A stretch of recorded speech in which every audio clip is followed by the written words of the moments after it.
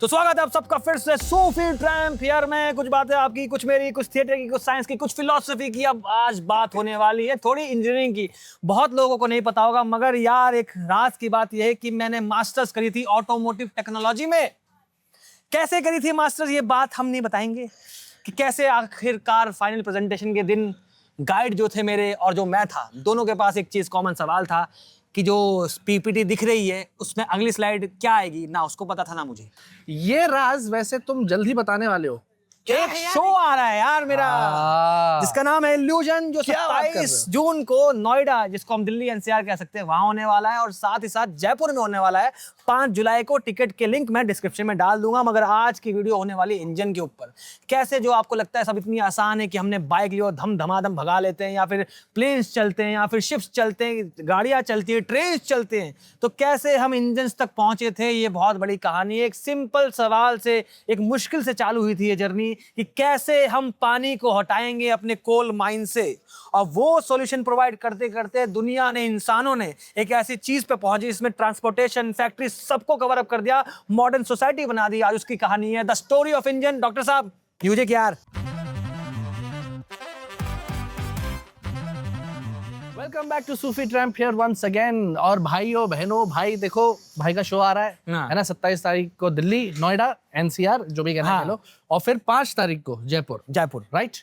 Tickets description में रहेंगी। तो आगे बढ़ते हैं यार। देखो, जब हमने पेज शुरू किया था तो हम कोशिश यही करते थे कि इनिशियली हम क्या कर रहे थे, हम ये सोच रहे थे कि यार देखो, कई सारी बड़ी बड़ी बातें कुछ लोग कह गए हैं हाल ही में, मतलब कुछ 100-1-2 साल पहले। आप तो जानते हैं मेरे लिए टाइम थोड़ा कंप्रेस चल रहा है। तो हमने फिर थोड़ा कोशिश की कि लोगों को कैचअप कराएं कि एकदम कस्प ऑफ साइंस पे चल क्या रहा है। और साथ ही साथ फिर अब हम थोड़ा सा एक अलग डायरेक्शन में जा रहे हैं। देखो, बात यह है, सबके पास एक फोन है, यहाँ बैठे सभी लोगों के पास गाड़ी है, और अगर नहीं भी है तो यहाँ जो भी हमारे दर्शक है कम से कम ट्रेन में तो बैठे ही हैं, या फिर बसेस में बैठे हैं, कुछ लोग फ्लाइट्स में भी बैठे हैं। हमारे आजू बाजू इतनी सारी टेक्नोलॉजी एग्जिस्ट करती है, मगर ज्यादातर लोगों के पास इसका हाउ, इसका वाई का जवाब नहीं रहता। तो जरूरी यह है कि हम जब भी कोई मॉडर्न प्रॉब्लम को टैकल करना चाहें तो उसे पूरी तरह समझना, उसका पूरी तरह से कॉन्टेक्स्ट जान लेना बहुत जरूरी होता है। इसलिए आज हम इंजन्स की बात कर रहे हैं। तो आप ये सोचकर देखिए कि अगर गाड़ी ना होती तो क्या होता। आजकल कितना आसान है, आप एक बार बैठे, पेडल पे आपने पैर रखा और गाड़ी चल देती है। बिल्कुल। Point A to point B अगर 30 किलोमीटर भी दूर है, शायद कुछ कुछ शहरों में वो 30 मिनट का सफर होता है। मगर पुरातन काल में, जो कि है which is my favourite time in the timeline of human history, पहले पत्थर रगड़ के इंसान चिंगारी लगाए, उसके बाद ये वीडियो चालू करते हैं। यस। तो तभी ये सारे एक्चुअली चैलेंजेस एग्जिस्ट करते थे। शुरुआत में तो हम छोटी छोटी कम्युनिटीज में रहते थे, काफी सेल्फ सफिशिएंट रहते थे, लेकिन जैसे जैसे आबादी बढ़ने लगी वैसे वैसे रिक्वायरमेंट्स चेंज होने लग गई। फूड कम रहता था तो फिर ज्यादा लोग एक साथ रहने लग गए। फिर जब ये रियलाइज किया कि यार हर कोई जाकर शिकार नहीं कर सकता, मार्केट्स लगने लगे। एक आध लोग सिर्फ शिकार करते थे, बाजार में फिर आकर मीट बेचते थे या फिर अनाज बेचते थे या जो भी करते थे। ऐसे कर करके हम धीरे धीरे एक्सप्लोर करने लगे कि कैसे हम अपनी लाइफ को और एफिशिएंट बना सकते हैं और बेहतर बना सकते हैं और ज्यादा लोग को केटर कर सकते हैं, क्योंकि आबादी तो कॉन्स्टेंटली बढ़ी रही थी।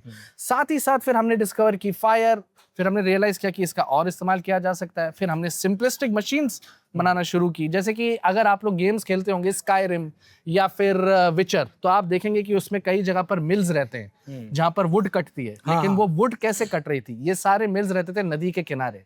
पानी एक व्हील को चलाता था और उससे एक बड़ी लंबी सी सौ चलती थी जो कि बड़े बड़े वुड के पीसेस काट देती, जिसको जलाकर हमें फायर मिलता था। बेसिकली हो ये रहा था कि इंसान, पहले जो हमारी कम्युनिटी थी वो डिपेंड किस पे करती। देखो, एनर्जी चाहिए काम करने के लिए, मतलब सिंपल सी बात है, वर्क डन करवाने के लिए एनर्जी चाहिए, सिंपल सी इक्वेशन आती है। खैर, तो किस पे डिपेंडेंट था वो एनर्जी सोर्स? इंसानी स्ट्रेंथ पर, फिजिकल जितने स्ट्रेंथ थे वो। उसके बाद काम करते थे घोड़े, बैल, बकरी, जो जितने भी थे, जो खेत को जोत सके, वो जो एनिमल पावर पे डिपेंड करते थे।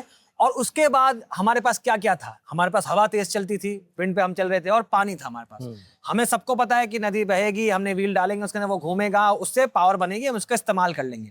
पानी अपने मर्जी से बहेगा, हवा अपने मर्जी से चलेगी। सोच के देखो यार, मैं सोचता हूँ कभी कभी एक बंदा निकल गया है अपनी शिप लेके अब समंदर में, मस्त एकदम बांध रखा है कपड़ा कि यार हाँ पहुंचेंगे, हवा चलनी बंद हो गई, कह रहा भाई बैठे कैसे जाएंगे भाई, ऐसा हो क्या जाए। हो गया बाबू, बैठे हैं। तो सारी प्रॉब्लम ये है कि एनर्जी का हम सोर्स कैसे लेके आएंगे। इनिशियली डिपेंडेंसी इंसानों की स्ट्रेंथ, जानवरों की स्ट्रेंथ पर डिपेंड करती थी और किस्मत पे डिपेंड करती थी। शायद तभी किसी ने शेर लिखा था कि समंदरों में हवा चलाता है जहाज, खुद नहीं चलते खुदा चलाता है। मगर अब इंसान अपने को काबू करना चाह रहे थे कि उनको नदियां छोड़नी थी। सबसे बड़ी दिक्कत ये है कि अगर नदी किनारे सारी फैक्ट्रीज बस जाएंगी, लोग बसने लगेंगे, तो गंदगी नदी में जाएगी, नदी खराब हो जाएगी, पीने का पानी खराब हो जाएगा और आप उसको एक्सप्लोर नहीं कर सकते पॉपुलेशन। तो दिक्कत यहाँ आ रही थी। Yes doctor. और अगर आप आज भी देखेंगे, खासकर कि ये सारे एडवांसेस कई सारी जगहों पे हो रहे थे। अगर आप इंडिया में भी देखें, जो हमारे बड़े बड़े शहर हैं, दिल्ली के पास कौन सी नदी बहती है? यमुना बहती है। नाला है वो तो, नाला है वो। मैं बहुत समय पहले की बात कर रहा हूँ यार। अरे I am talking about a different time brother. Okay sorry. तो दिल्ली यमुना के पास है, मुंबई समंदर के पास है, और वही अगर हम यूरोप चले जाए तो लंदन में थेम्स रिवर बहता है ना, लिवरपूल, मैनचेस्टर, ये जो सारी जगहें हैं ये भी समंदर के पास है। तो ये सेटलमेंट सारे एक नेचुरल एनर्जी सोर्स के पास रह रहे थे, मगर इनकी लिमिटेशंस भी थी। जैसा कि सूफियान ने कहा, मन मर्जी चल रहे तो चल रहे, नहीं चले तो नहीं चल रहे। तो फिर हमने डिसाइड किया कि यार एनर्जी कैसे लाई जाए। तब हमने डिस्कवर किया कोल। कोल जो है, कोल की खासियत ये है कि अगर उसके पहले हम लकड़ी जलाते थे, लकड़ी जला के हमें हीट सोर्स मिलता था। लकड़ी का ये कि यार लकड़ी जल गई तो जल गई, खत्म। कोल धीरे धीरे जलता था और लंबे समय तक चलता था, और इसकी रीयूजेबिलिटी भी बढ़ गई थी क्योंकि हमने माइंस डिस्कवर कर लिए थे। अब हम खदाने में खोद कर बड़े बड़ी मात्रा में कोयला निकाल रहे थे। मगर इसी के साथ आता है एक बहुत ही यूनिक चैलेंज। आप आजकल बहुत सुनने रहेंगे कि यार ये डेटा सेंटर के लिए ये पानी वो पानी, अंडरग्राउंड वाटर डिप्लीट हुए जा रहा है। तो जमीन के अंदर भी बहुत सारा पानी भरा रहता है, और जैसे जैसे हम खदानें और गहरी खोदते जाते हैं, वो पानी इन खदानों को फ्लड कर देता है और चोक कर देता है। अब इसमें दिक्कत क्या है?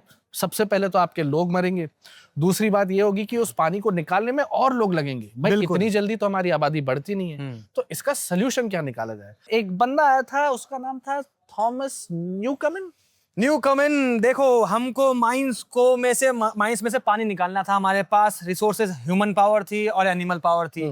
बेचारे थोड़े भैंस जो होती होंगी या जो बैल होता होगा, उसको खाना सही से टाइम पे नहीं मिले। देखो, आपको इनको पालना बहुत मुश्किल है। अगर टेक्निकली हम पुरातन काल में भी जाए तो घोड़ों को पालना और ये बैलों को पालना बहुत ज्यादा उन पे एफर्ट लगता है, बहुत ज्यादा वेस्ट भी निकलता है। मतलब ऐसा कहते हैं कि लंदन की जो सड़कें थी वो गोबरों से भर जाती थी घोड़े की। न्यूयॉर्क ये होता था क्योंकि आपके पास वो पावर का सोर्स है। अब क्या हो रहा है कि आप यहाँ पर माइंस पे जा नहीं सकते। तो एक चीज देखी उस इंजीनियर ने, necessity is the root cause of discovery. उसने कहा कि हमको पानी निकालना है, मैकेनिकली निकालना है। उसने एक बहुत सिंपल सा आइडिया लिया, सबसे दुनिया की खराब मशीन बनाई, लेकिन मशीन बनाई क्या, हाईली नॉन एफिशिएंट। उसने क्या किया, बहुत सिंपल फिजिक्स है। मान लीजिए एक पिस्टन है, सिलेंडर है, पिस्टन पड़ा है वहां पर। आपने उसके अंदर एक स्टीम डाली। स्टीम क्या है आप सबको पता है, वाटर वेपर्स ही है लेकिन फैले हुए हैं। जैसे हम मतलब एयर वो स्टेट होता है मैटर का जिसमें वॉल्यूम ज्यादा हो जाता है। तो आपने स्टीम डाली, वॉल्यूम बहुत ज्यादा है, स्टीम उसके अंदर सिलेंडर के अंदर ट्रैप है जिसमें मूविंग पिस्टन है। अब उस स्टीम को अगर आप ठंडा कर दोगे तो तुरंत वॉल्यूम कम हो जाएगी। कम होगा वॉल्यूम, इसका मतलब अब वैक्यूम क्रिएट हो जाएगा, जिस वजह से पिस्टन मूव कर जाएगा। और जैसे ही पिस्टन मूव करेगा, आपने उसने निकाली शाफ्ट, उसमें लगाया आपने व्हील को लगाया आपने कहाँ पे, पानी के अंदर, और निकाल लिया पानी।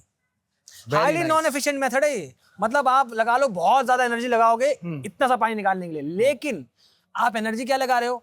कोल। निकाल क्या रहे हो? कोल। तो कोल की टेंशन नहीं थी भाई। तो ये मशीन वहां पे इस्तेमाल करी गई और दुनिया में पहला स्टीम इंजन टेक्निकल टर्म्स में लाया गया। Yes, small correction, yes sorry, बहुत छोटी सी कनेक्शन। यार स्टीम के साथ उस जमाने में और किस तरह के लोग काम करते थे? जैसे मतलब कैसा?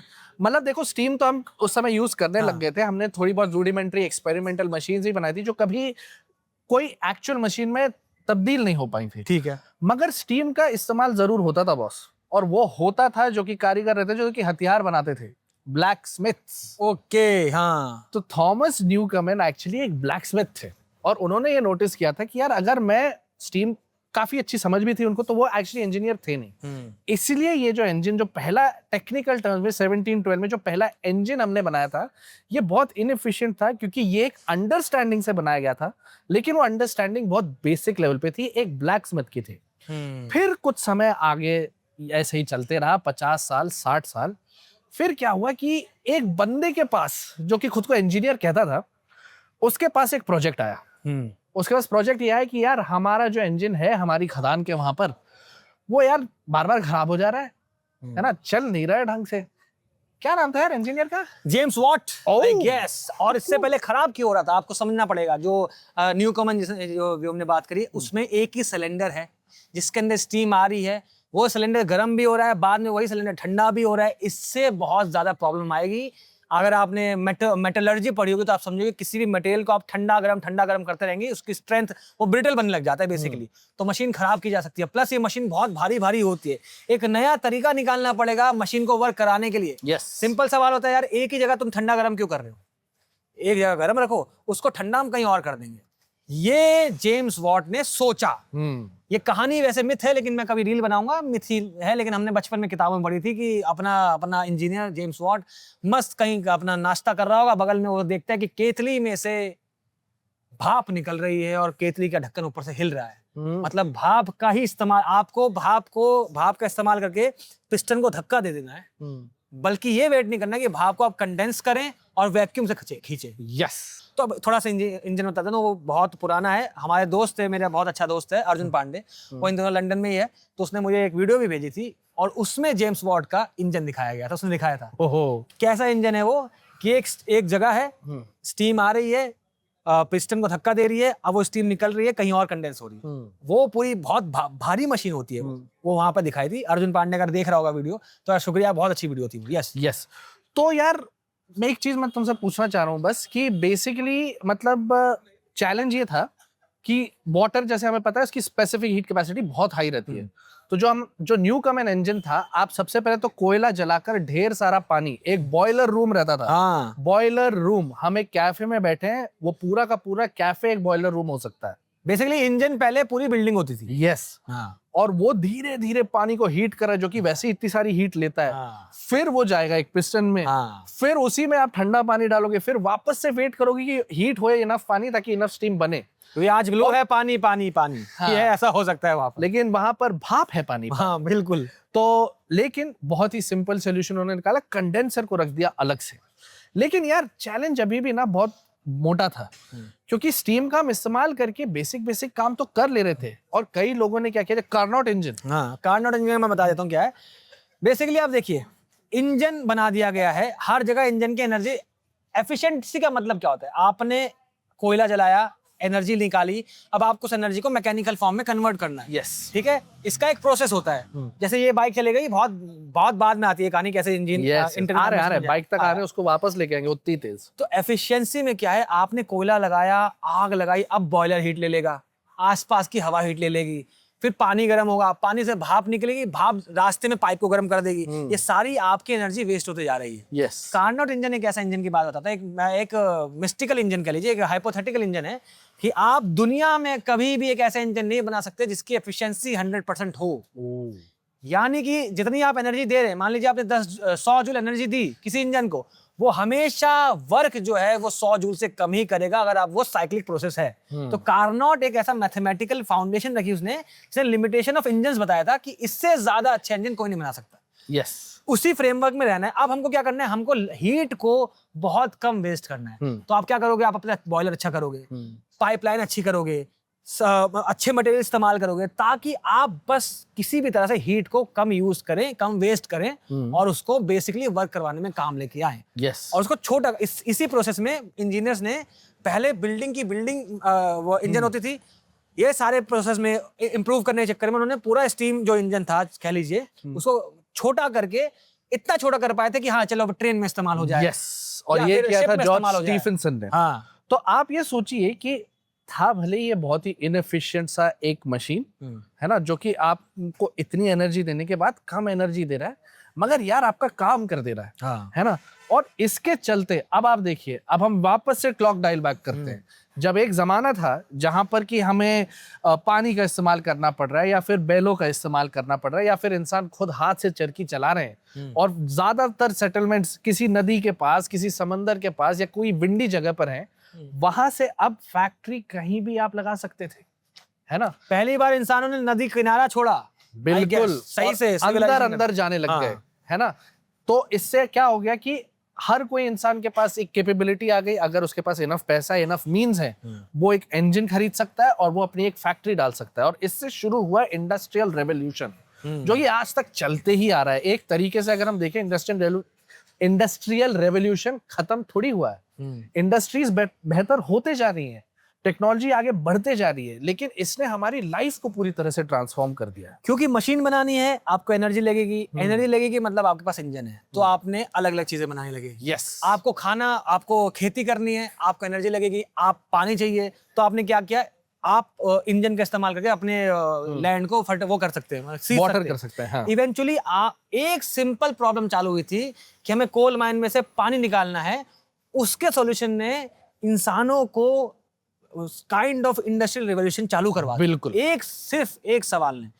अगर आप कुछ सोचते हैं कि यार इससे क्या ही फर्क पड़ेगा, आप सोचिए एक इंसान ने उसको नहीं सही किया होता तो आज हम यहाँ पर नहीं बैठे होते। बिल्कुल, ये चीज हो सकती है। और जब जॉर्ज स्टीफनसन ने फाइनली, जब धीरे धीरे ये जो बड़ा इंजन था जो एक रूम में था, इसकी भी लिमिटेशन थी कि भाई अगर यहाँ इंजन है तो यहीं फैक्ट्री बनेगी। फिर इंजन को छोटा कर दिया गया, फिर ट्रांसपोर्टेबल इंजन आने लग गए और फिर फाइनली लोकोमोटिव इंजन आया भाई।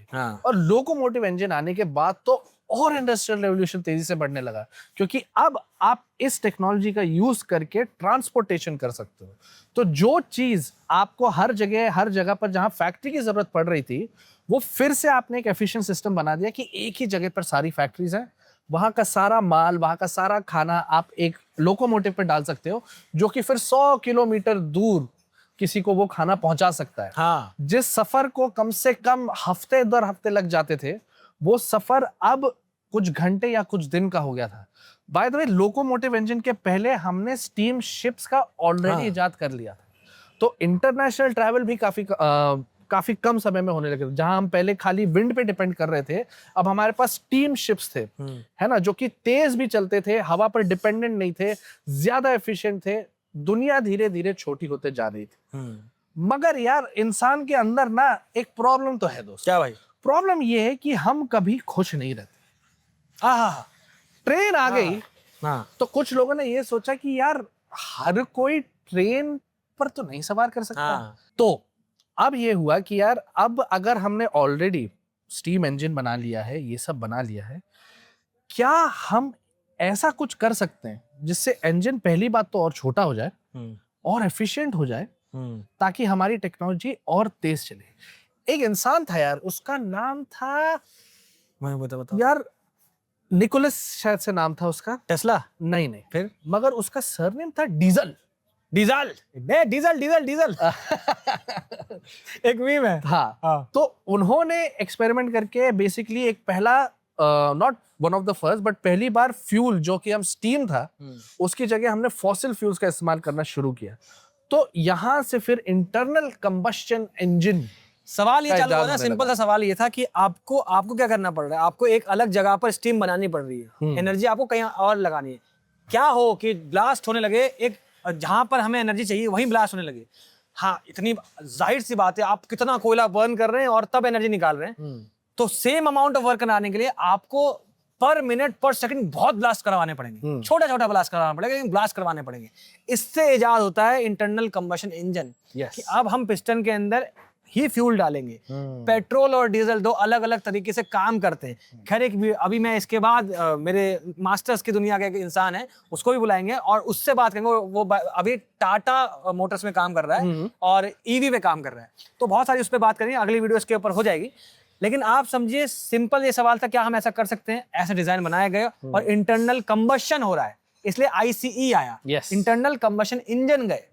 अब वहां पर क्या है, सिलेंडर के अंदर ही ब्लास्ट हो रहा है, उसी गर्मी से बहुत एक्सपेंड हो रहा है, पिस्टन नीचे जा रहा है, वापस आ रहा है और काम करने लगा। वो प्रोसेस अलग है, उसमें किसी और वीडियो में बात करेंगे, पेट्रोल कैसे काम करता है, डीजल कैसे काम करता है। और दिक्कत काम करने की नहीं, दिक्कत ये है कि एमिशंस कितने हैं, वो बात ही। यस, तो मैं अभी देखो थोड़ा सा कच्चा हूं ना साइंस में, तो I will clarify with you, please help me. Oh brother, okay. तो बेसिकली ये हो रहा है इंटरनल कंबशन इंजन में, जो कि जहां जो पिस्टन है वहीं पर आप फ्यूल और एयर का एक मिक्सचर डालते हो और पिस्टन को अपने आप कंप्रेस करते हो। जब वो कंप्रेस हो जाता है उसको स्पार्क प्लग जलाता है, ठक से ब्लास्ट होता है और वो बाहर की तरफ आ जाता है, फिर फ्यूल इनटू, और ये साइकिल चलती रहती है।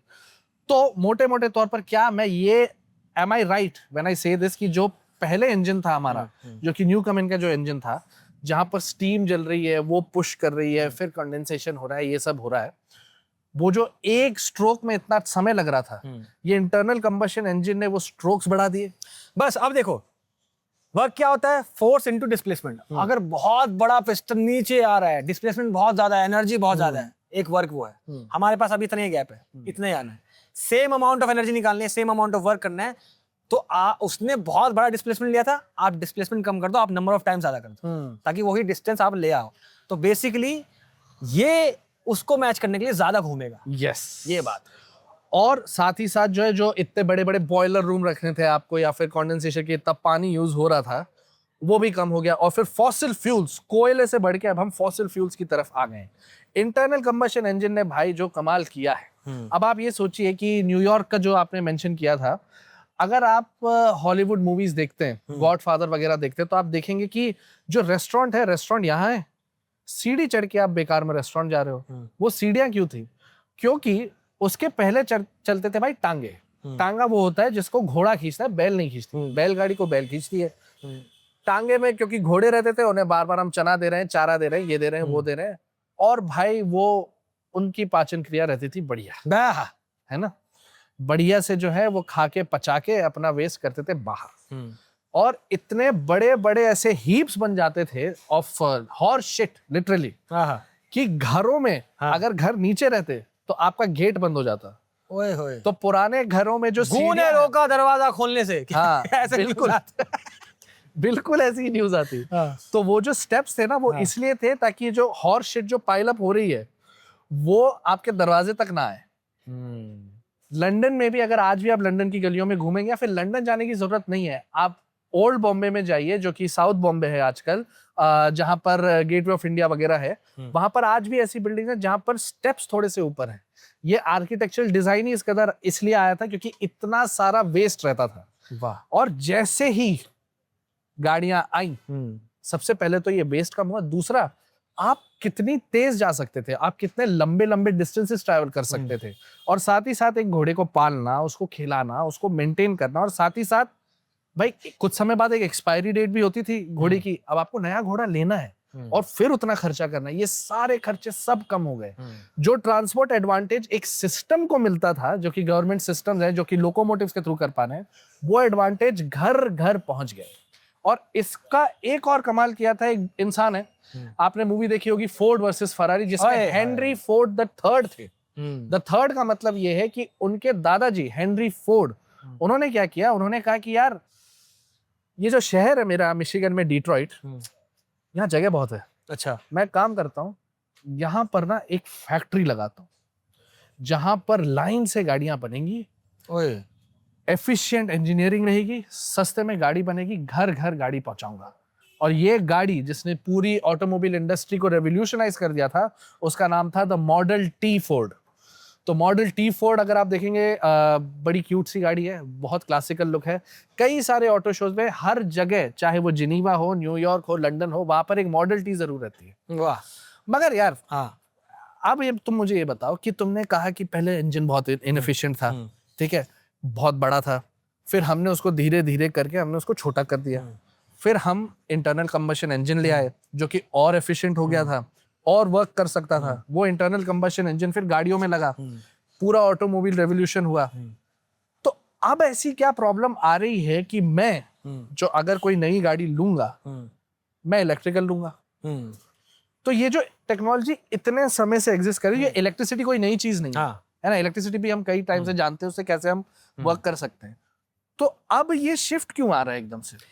अब इस तक आप समझ चुके होंगे कि एक सिंपल से मुश्किल को खत्म करने के लिए हमने क्या क्या बना दिया। आज आपके पास इलेक्ट्रिसिटी है, सब है, इंटरनेट है, सब कुछ सिर्फ उस सवाल से चालू हुआ था कि मुझे कोल माइन में से पानी निकालना है। यस, ठीक है, इंजन्स बने, उसी बाद फिर मोटर बने, सब कुछ इसी वजह से चालू हुआ था। दिक्कत क्या है, being an automotive technology masters, जब मैं मास्टर्स में था ना, तो देखा मैं फाइनल ईयर में अच्छे से नहीं किया था, बिकॉज मैं थिएटर में चला गया था, एक्टिंग करने लगा, लेकिन फर्स्ट ईयर में बहुत अच्छे से कर रहा था। हमने एक बात पढ़ी थी, दिक्कत सारी ये आती है कि इंजन के अंदर फ्यूल कभी भी अच्छे से बर्न नहीं होता है। पेट्रोल हो या कुछ भी हो, आप कुछ भी ला दें, आजकल तो खैर गन्ने का जूस भी आ रहा है उसके अंदर, उसकी बात नहीं आ रही। बात ये हो रही है कि आप जो फ्यूल डाल रहे हैं उसके अंदर, आप उसको पूरा कंप्लीटली बर्न नहीं कर पा रहे, क्योंकि पर सेकंड इतनी बार रिवॉल्यूशन हो रहा है। आरपीएस की बात करते हैं, रिवॉल्यूशन पर सेकंड की बात कर रहे होते हैं, कि आप जो फ्यूल इंजेक्ट करते हैं वो पूरा कंप्लीटली बर्न नहीं होता है, और जब कंप्लीटली बर्न नहीं होता है तो टॉक्सिन्स बनते हैं, मोनोऑक्साइड्स बनते हैं, नाइट्रोजन मोनोऑक्साइड, मतलब नाइट्रोजन ऑक्साइड बनेगा, कार्बन मोनोऑक्साइड बनेगा, ऐसे गैसेस जहरीले बनते हैं जो कि बहुत ज्यादा डेंजरस है।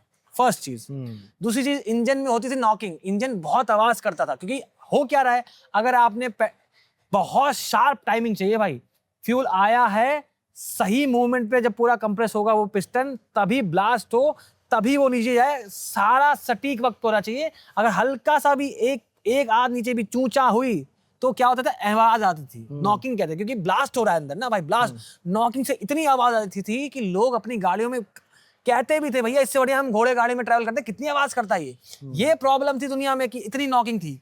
उसको दूर करने के लिए एक इंसान ने, जिसके ऊपर मैं रील और वीडियो भी बनाएंगे, मैड साइंटिस्ट था वो, कह सकते हैं, लेकिन भाई बहुत रिवॉल्यूशन था। उसकी क्या गलती थी, उसने इंजन पेट्रोल के अंदर जैसे ही लेड डाला, नॉकिंग बंद हो गई, और लेड जहर होता है, और उस वजह से दुनिया भर में भी आज कहते हैं कि इतना लेड फैल चुका है हवा में कि बाय डिफॉल्ट इंसानों के दिमाग में और खून में लेड रिएक्ट करता है। बिल्कुल। और जब इंसान के दिमाग के साथ लेड रिएक्ट करता है तो उसके न्यूरॉन्स पे रिएक्ट करता है, आईक्यू गिरता है। तो बाय डिफॉल्ट हम लोग आज बुद्धू हैं अपने दादाओं से, टेक्निकल टर्म्स, और जो कि आईक्यू हमारा उनसे कम होगा। और ये बात तभी हम बोलते हैं कि हमारे दादा दादी होते तो क्या बोलते या कैसे बात करते हैं, शायद इसलिए होती थी। ये तो फैक्चुअल बात है कि लेड जहर में मिल गया है। अब वही सारी बात है कि इंजन के अंदर हम एफिशिएंटली बर्न कर पा रहे हैं कि नहीं कर पा रहे, पहला सवाल। दूसरा, क्या पेट्रोल होने वाला है, जहां क्योंकि पेट्रोल तो खत्म होगा, और जैसे ही पेट्रोल खत्म होने लगेगा किसी देश में और दूसरे देश में ज्यादा आएगा, वहां पे अमेरिका आ जाएगा उसको लिबरल करने के लिए, क्या हम तुम्हें आजाद करेंगे। एनीवेज, तो बात क्या आएगी उसके अंदर कि आप फिर पेट्रोल हर जगह नहीं है, हमेशा के लिए नहीं है। ठीक, ये सारी बात तो हो गई। अब आपको शिफ्ट करना है, आपको शिफ्ट करना है एक ऐसे रिसोर्स पर जिससे आप चल सकें, क्योंकि आप डिपेंडेंट हो चुके हैं मोशन के लिए। ऐसी भी बातें हो रही हैं, मतलब अभी नहीं बनेगा लेकिन बन जाएगा इवेंचुअली, प्लेन्स भी मोटर्स पे, मतलब काइंड ऑफ मोटर्स पे चलेंगे, बिजली पे चलेंगे। अभी आज नहीं है वो हमारे पास टेक्नोलॉजी, क्योंकि पेट्रोल और ये जो उनका होता है बहुत एफिशिएंट होता है, बहुत एनर्जी देता है, लेकिन एट द एंड उसको भी उतरना पड़ेगा इलेक्ट्रिसिटी पे। क्योंकि इलेक्ट्रिसिटी को प्रोड्यूस करने के तरीके बहुत सारे हैं। पेट्रोल नहीं भी होगा अगर मान लो, फिर भी कोल नहीं भी होगा मान लो, तब भी हमारे पास यूरेनियम है। बहुत सारी चीजें, तो इलेक्ट्रिसिटी एक, मतलब एनर्जी एक अलग वे में जा सकती है जिसका इस्तेमाल करना है हमें। लेकिन बैटरीज के साथ भी दिक्कत आती है, एमिशंस की, सभी के साथ आती है। यहाँ पे चल रही है एमिशंस की। एमिशंस पे तो खैर पूरी वीडियो बनाऊंगा, लेकिन आप समझ चुके होंगे क्या दिक्कत है, इसलिए हम शिफ्ट कर रहे हैं धीरे धीरे अपने आप को, हम वहां ले जा रहे हैं जो कि भविष्य है। यस। अभी तक मेरा ये मानना है कि मैं जो बात कह रहा था ना, कि हमने जब पढ़ा था स्कूल में, हमें जो हमारे सर थे मिस्टर राजेश मल्होत्रा, वो बता रहे थे कि आज भी, ये मैं बात कर रहा हूँ 2013 की, जब मैं 12th में था, तो उन्होंने कहा था कि आज भी हम जिन गाड़ियों में बैठते हैं उनकी efficiency in the best of cars 35%। तो यार हम क्या एक रोड ब्लॉक पे आ गए क्या ये चीजें और एफिशिएंट नहीं हो सकती? एफिशिएंट हो सकती है, लेकिन आप समझिए कि जो ग्राफ है एफिशिएंसी का, वो हमेशा ऐसे जाएगा। आप बहुत, कार्नोट ने बोल दिया था कि कोई भी चीज 100% एफिशिएंट नहीं होगी, तुम 100% एफिशिएंसी पे तो जाने नहीं वाले।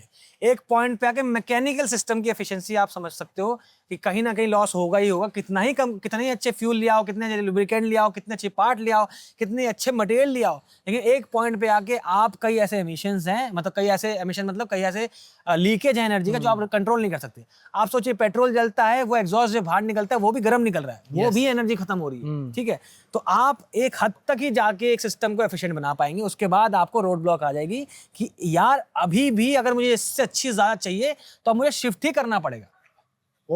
आप इंजन को ले जाते बहुत एफिशिएंट ले जाओगे, लेकिन कहाँ एक ह्यूमन और मैकेनिकल डेड एंड आ जाएगा।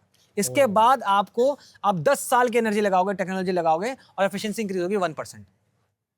इनिशियली क्या था कि हम तुरंत एक सो कॉल्ड बहुत बड़े स्टीम इंजन से हम इंटरनल कंबशन इंजन पे ये ड्रास्टिक एफिशिएंसी में इंक्रीज है। लेकिन अब इंटरनल कंबशन इंजन में ही एफिशिएंसी बहुत कम है। मेरे जो गाइड थे वो क्या काम करते, वो लेजर से जला रहे थे पेट्रोल को उसके अंदर पिस्टन सिलेंडर के अंदर, कि लेजर से क्या करेंगे, वॉल को ऐसे डिजाइन किया जाएगा कि लेजर लगे। और होता क्या है ना, आप मैकेनिकल सिस्टम में आपने पिस्टन नीचे किया, सक्शन बना, पूरा फ्यूल और एयर का मिक्सचर आया, फ्यूल और एयर का मिक्सचर बहुत ज्यादा हाई स्पीड में आया और सही से फैला भी नहीं है सिलेंडर के अंदर।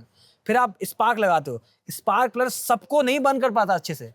अगर आप ऐसे टेक्नोलॉजी निकाल लो कि आपने लेजर मारी और लेजर लाइट की स्पीड पे ऑब्वियसली, तो सारी की सारी चीजें अंदर गैसेस जल जाएंगी एक साथ, तो बहुत एफिशिएंसी हो जाएगी। लेकिन उसमें मैकेनिकल डिजाइन में आएगा कि ऐसा सिलेंडर बने जो इतना रिफ्लेक्टिव भी हो, जो सही डायरेक्शन में रिफ्लेक्शन भी कर दे, सब जला भी दे। बहुत बहुत ज्यादा मुश्किल है। आप बहुत आ चुके हैं ऑलरेडी, हम एसिम्प्टोट हिट कर चुके हैं एफिशिएंसी का, आई गेस। तो क्या, मेरे पास कुछ सवाल है, उस पर खत्म करते हैं। क्या इलेक्ट्रिकल इंजन्स फ्यूचर का आंसर है हमारे पास? बिल्कुल है। क्या वो इंटरनल कंबशन इंजन से ज्यादा एफिशिएंट है? जो कि अगर आप टॉप गियर देखते हैं तो जेरेमी क्लार्कसन कहता है नो। बट दूसरा सवाल ये कि यार क्या इस इंटरनल कंबशन इंजन को परफेक्ट करने के चक्कर में क्या हमने अपनी ही पैर पे इतनी तेज कुल्हाड़ी मारी है कि अब वो पैर ठीक नहीं हो पा रहा है? खैर ये सब बातें एक्सपर्ट आएंगे हमारे नेक्स्ट वीडियो में, डिटेल में डिस्कस करेंगे, डिस्कस करेंगे। बिल्कुल। तो यहाँ यहीं खत्म करते हैं? यस, हम यहीं पे खत्म कर सकते हैं। बात ये, मुझे लगता है फ्यूचर बेसिकली शायद इलेक्ट्रिकल भी नहीं है। इवेंचुअली जो एपिटोम होगा फ्यूचर का, आई गेस वो रेडियो एक्टिविटी पे जाएगा। मतलब मुझे लगता है कि इंसान किसी ना किसी तरह से शायद या तो हाइड्रोजन को सही से कंट्रोल करने लगेगा या फिर रेडियो एक्टिविटी को कंट्रोल करने लगेगा, क्योंकि वही एक सही तरीका हो सकता है। शायद ऐसा हो, टेस्ला की दुनिया थी, शायद ऐसा हो कि सही में हम वायरलेस इलेक्ट्रिसिटी ये सब बना सके, एफिशिएंटली ट्रांसफर कर सके, और एक ही पूरे देश में या दुनिया में हर देशों में 3-4 सेंटर हो जहां से मेन एनर्जी निकल रही हो और सब कुछ जगमगाता हो। शायद हवा में उड़ने वाली गाड़ियां आए जो कि इलेक्ट्रिसिटी पे चले, ये सोच के गया था टेस्ला। आई गेस देखते दुनिया क्या होगी। धन्यवाद, जय हिंद।